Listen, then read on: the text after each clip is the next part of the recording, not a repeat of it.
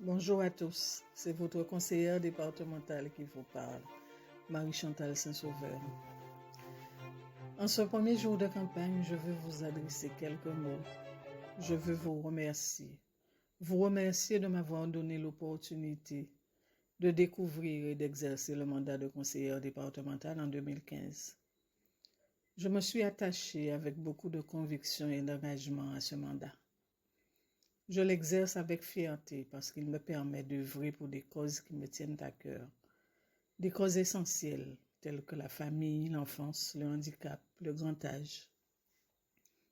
Je l'ai exercé aussi avec passion, et surtout en 2017 à l'occasion du projet des Assises de la famille. J'ai été touchée par la mission de protection de l'enfance. J'ai œuvré dans d'autres domaines. Nous aurons l'occasion d'en parler durant les 3 semaines de campagne. Aujourd'hui, je vous demande de m'accorder ou de me renouveler votre confiance afin de poursuivre la mission, et cela dans un contexte très particulier de crise sanitaire et toutes les autres préoccupations engendrées dans nos vies par cette crise. Cependant, il va falloir tout de même désigner nos élus. Je veux donc attirer votre attention sur deux points importants relatifs à ces élections. Le premier concerne le fait que 2 élections se tiennent le même jour. Et donc, je vous demande de bien vous informer, de vous renseigner sur le déroulement. Le deuxième point concerne le mandat des élus. Normalement, les conseillers régionaux et départementaux sont élus pour 6 ans. Donc, le mandat devrait avoir comme échéance 2027. Il se pourrait que ce mandat soit prolongé d'1 an en raison des présidentielles de 2027. Le mandat pourrait être prolongé jusqu'à 2028. Peu importe. En 2027 ou 2028, ça ne change pas grand-chose.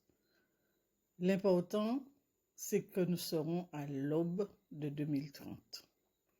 Cela veut dire que nous allons, à la fin du mois de juin, désigner les élus qui auront pour mission de préparer la Guadeloupe de 2030.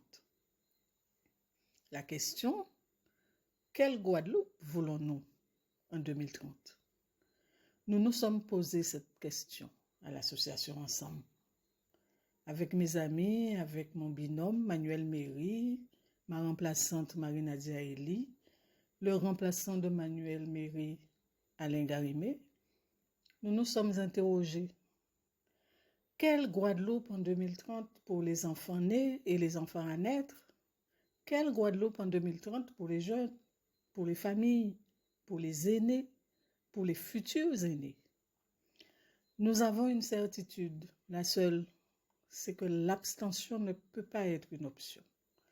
Vu l'importance des enjeux, l'abstention ne peut pas être une option. Chacun doit se sentir concerné par cette élection. Il y va de son avenir personnel ainsi que celui du pays. Aujourd'hui, je vais m'arrêter là. Je ne vais pas être plus longue. Nous aurons l'occasion d'échanger à nouveau, et cela pendant les 3 semaines à venir. Je vous souhaite donc une excellente journée et vous dis à très bientôt.